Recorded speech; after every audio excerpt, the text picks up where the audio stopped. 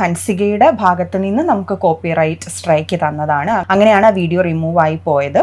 അതിന്റെ റീസൺ ആയിട്ട് ഹൻസിക കൊടുത്തിട്ടുണ്ടായിരുന്നു, നമ്മൾ ആ വീഡിയോയിൽ മിസ് ഇൻഫർമേഷൻ സ്പ്രെഡ് ചെയ്തു എന്നാണ്.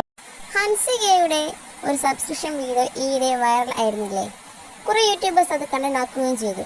അത് മോശമായി ചിത്രീകരിച്ചവരും ഉണ്ട്, അല്ലാത്തവരും ഉണ്ട്. എന്നാൽ ഇക്കാര്യങ്ങളൊക്കെ മുൻനിർത്തി ഉണ്ണി വ്ലോഗ്സ് ഒരു വീഡിയോ ചെയ്തിരുന്നു. അതുകുറിച്ച് ശ്രദ്ധിക്കപ്പെട്ടിരുന്നു. എന്നാൽ ആ വീഡിയോയ്ക്ക് ഹൻസിക കോപ്പിറൈറ്റ് ഇഷ്യൂ കൊടുത്തിരിക്കുകയാണ്. Just for supporting Hansika. അത്രയും ഹൻസുവിനെ മോശമായി പറഞ്ഞ ചാനൽസിന് ഒന്നും കോപ്പിറൈറ്റ് കൊടുക്കാതെ ഏറ്റവും മോശമായ രീതിയിൽ ഹൻസികയെ ചിത്രീകരിച്ചിട്ടുള്ള വീഡിയോസ് എല്ലാം അവിടെ ഇപ്പോഴും അതേപോലെ തന്നെ എന്നല്ല, ബാക്കി അത്രയും മോശമായി കണ്ടന്റ് ചെയ്ത കണ്ടന്റ് ക്രിയേറ്റേഴ്സിനൊക്കെ അവിടെ തന്നെയുണ്ട്. എന്നാൽ ഫോർ സൊസൈറ്റിക്ക് ഒരു മെസ്സേജ് നൽകിയ ഉണ്ണിയെ അവിടെ ഹൻസിക ലോക്കാക്കിയിരിക്കുന്നു. അങ്ങനെ വൾഗറായി കാര്യങ്ങളെ കാണാൻ ആഗ്രഹിക്കുന്ന സെക്ഷലി ഫ്രസ്ട്രേറ്റഡ് ആയിട്ടുള്ള ആളുകളെ അഡ്രസ്സ് ചെയ്യുന്ന വീഡിയോസ് ഒന്നും റിമൂവ് ആയിട്ടില്ല.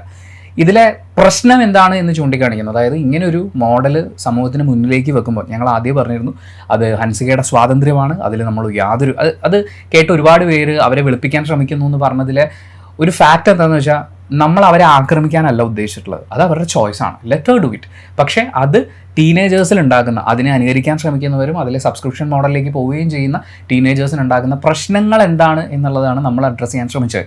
ഇവിടെ ഞാൻ മനസ്സിലാക്കുന്നത് സാമൂഹ്യ പ്രശ്നം എന്താണ് എന്ന് അഡ്രസ്സ് ചെയ്യുമ്പോഴാണ് അതിന് കോപ്പിറൈറ്റ് സ്ട്രൈക്ക് കൊടുക്കാൻ നോക്കുന്നത്.